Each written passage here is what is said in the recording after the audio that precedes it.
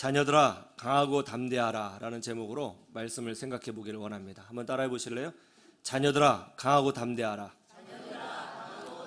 자, 여기 앞에 여러분의 자녀가 있어요. 자녀들한테 얘기를 해주는 거예요. 자녀들아, 아들아, 딸아, 강하고 담대하라. 자, 그런 마음으로 시작. 좀 느낌이 다르죠? 예. 요즘 부모들이 우리 어린 자녀가 학교 갈 때 미니 CCTV 역할을 하는 액션캠을 몸에 부착해서 학교에 등교시킨다는 거예요. 학교 폭력 현장을 녹화해서 그 증거를 확보하기 위하여 그렇게 한다는 것입니다. 우리 아이가 학교 폭력을 당했습니다. 당한 학생의 부모가 이의 제기를 하면 가해 학생의 부모가 쌍방폭행이었다고 주장한다는 거예요. 그래서 증거 확보를 위하여 아이 몸에 작은 카메라를 달아서 학교에 보낸다는 거예요. 여러분, 세상이 왜 이렇게 됐어요? 얼마나 슬픈 일입니까? 그런데 저는 좀 이해가 됩니다. 왜냐하면 제 아이도 오랫동안 학교 폭력에 노출된 적이 있었기 때문이에요. 우리 아이가 학교 폭력을 당했습니다. 어려서부터 철저하게 신앙교육을 시켰기 때문에 욕을 한마디도 하지 못했어요. 저랑 좀 달라요. 전 욕 잘합니다. 잘 싸워요. 상대방이 때리는데 대항도 못하는 거예요. 날마다 당하기만 하는 거죠. 이 문제를 학교 선생님에게 말씀을 드렸어요. 학교 선생님이요, 우리 아이 제대로 보호해 주지 못했습니다. 오히려 문제를 더 크게 만들었어요.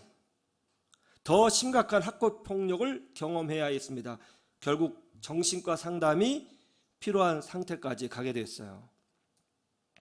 얼마나 속상했는지 모릅니다.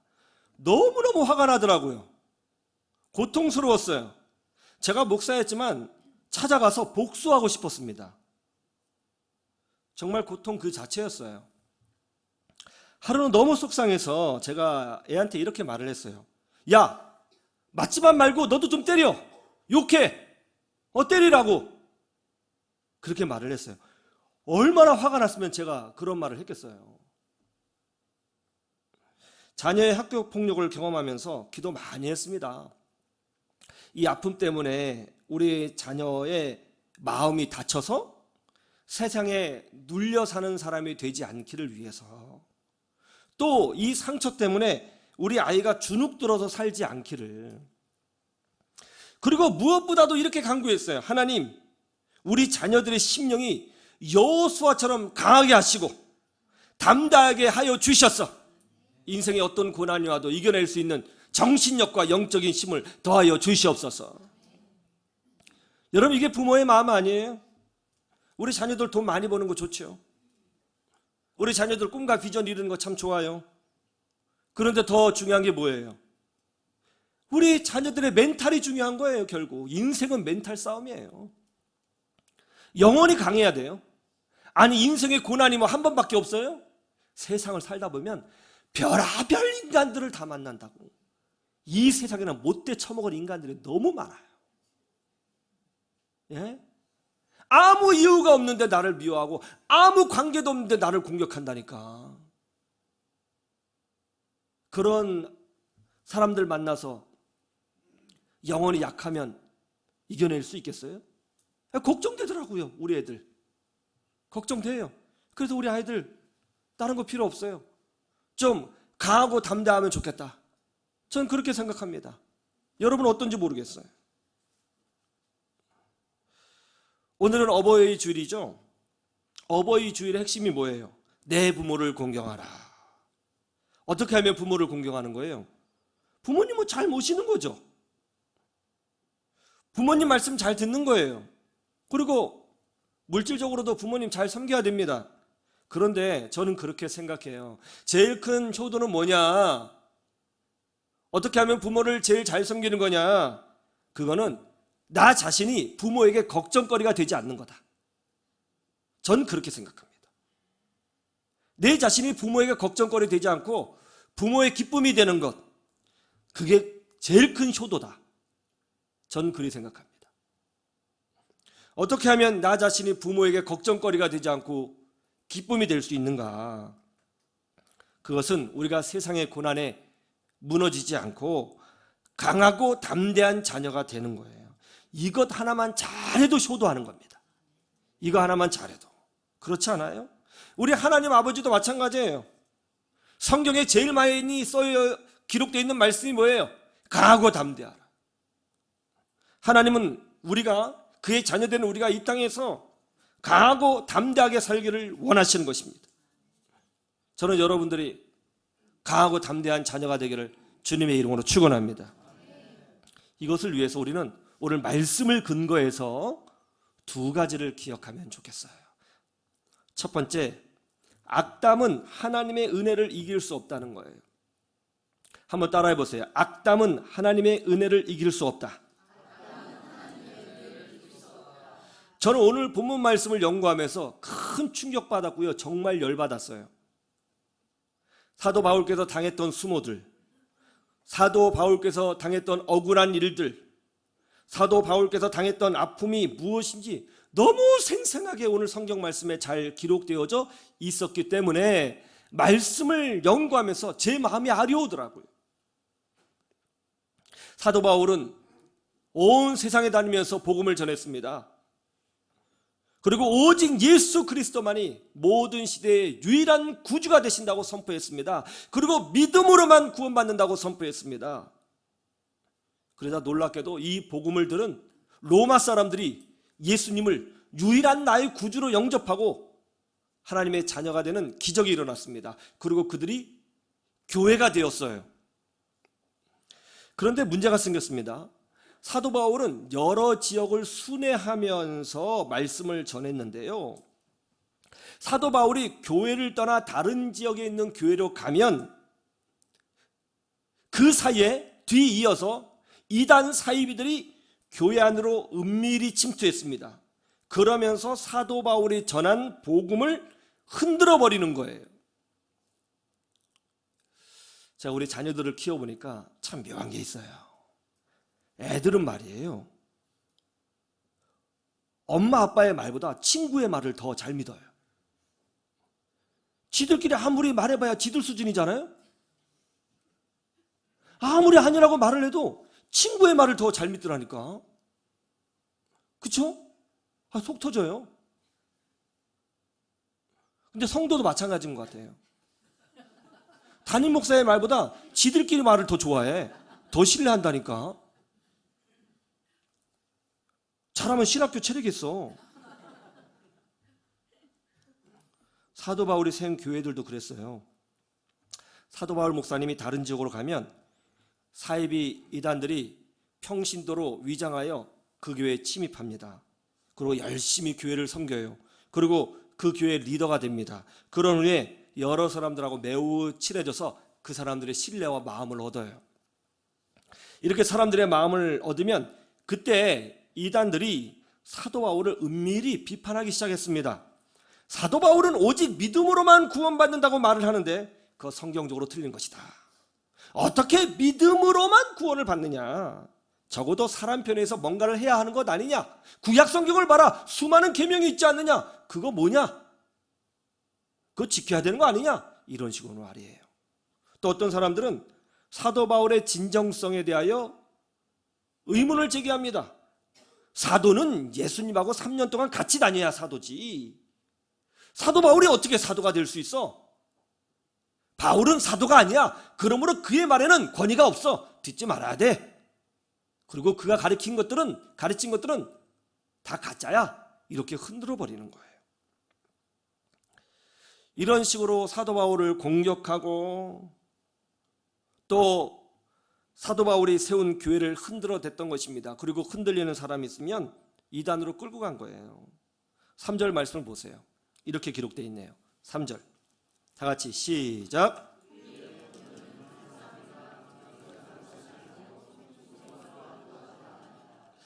너무 웃기죠?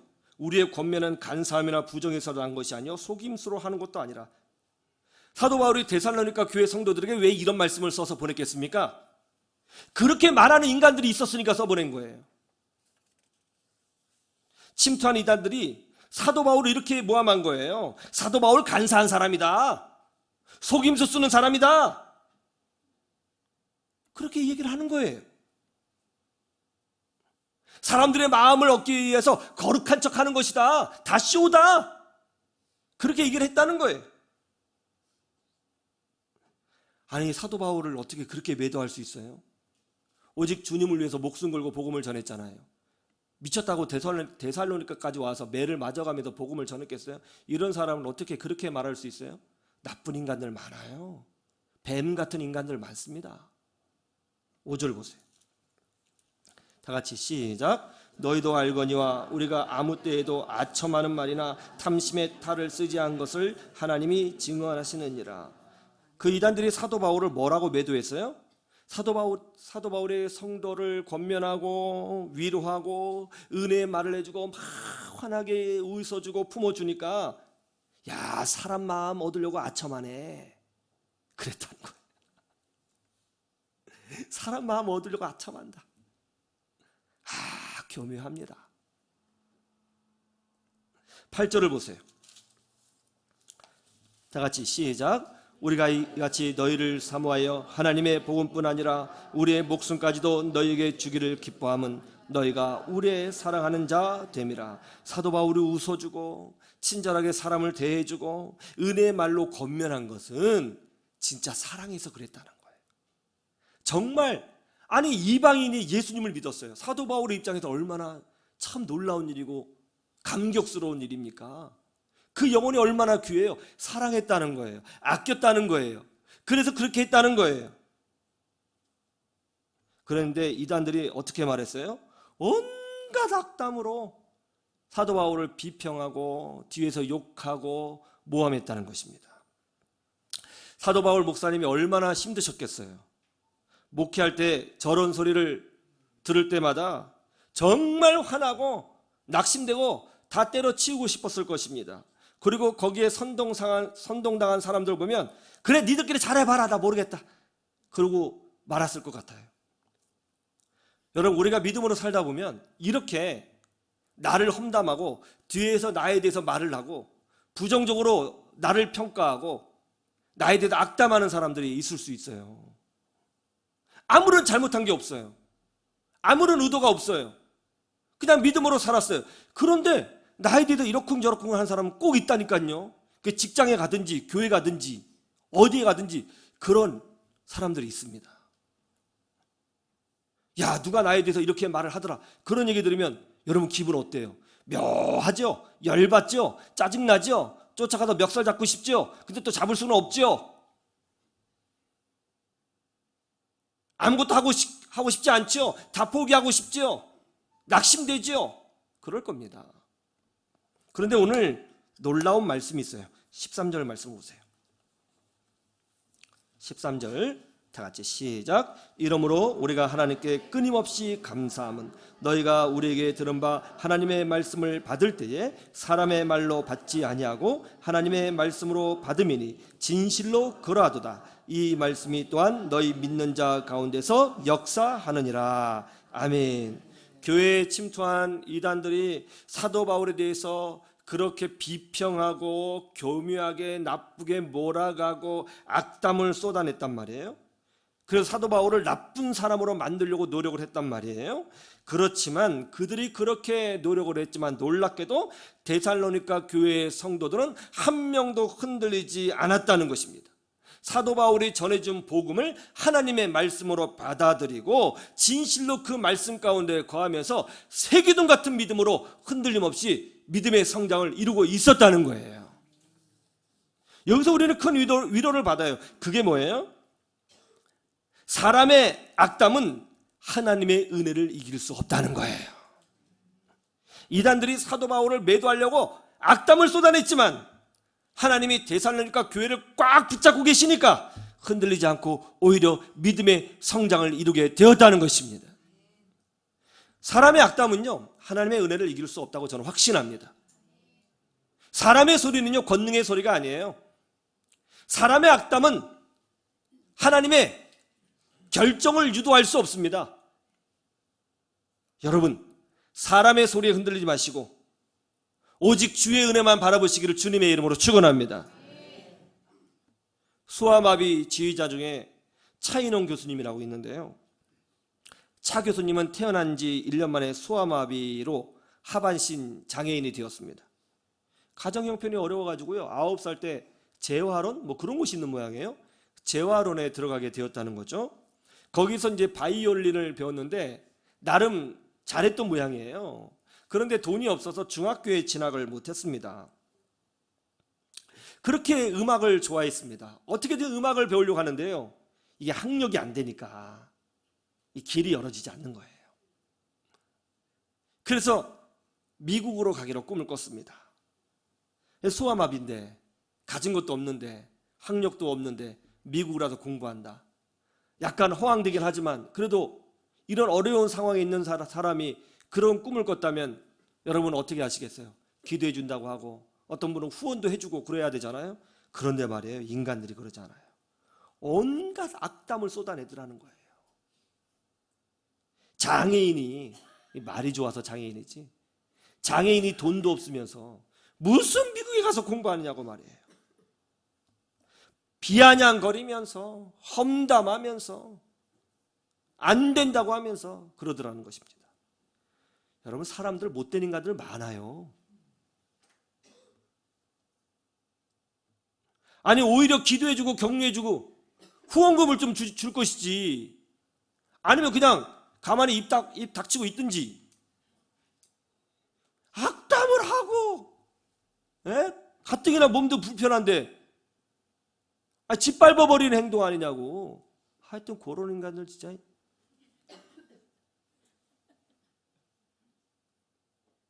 주여.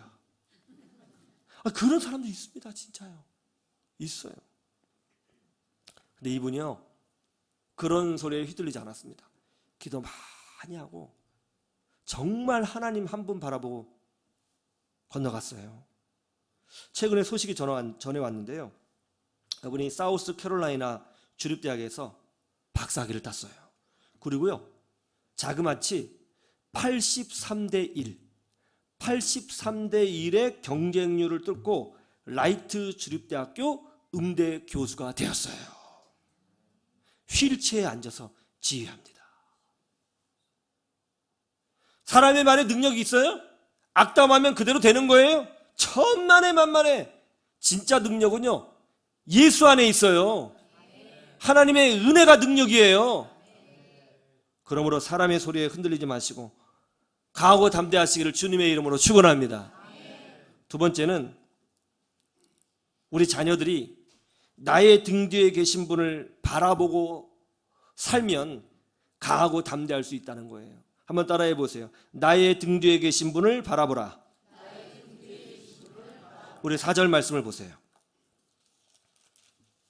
4절 다 같이 시작. 오직 하나님께 옳게 여기심을 입어 복음을 위탁받았으니 우리가 이와 같이 말함을 사람을 기쁘게 하려 함이 아니요 오직 우리 마음을 감찰하시는 하나님을 기쁘시게 하려 함이라.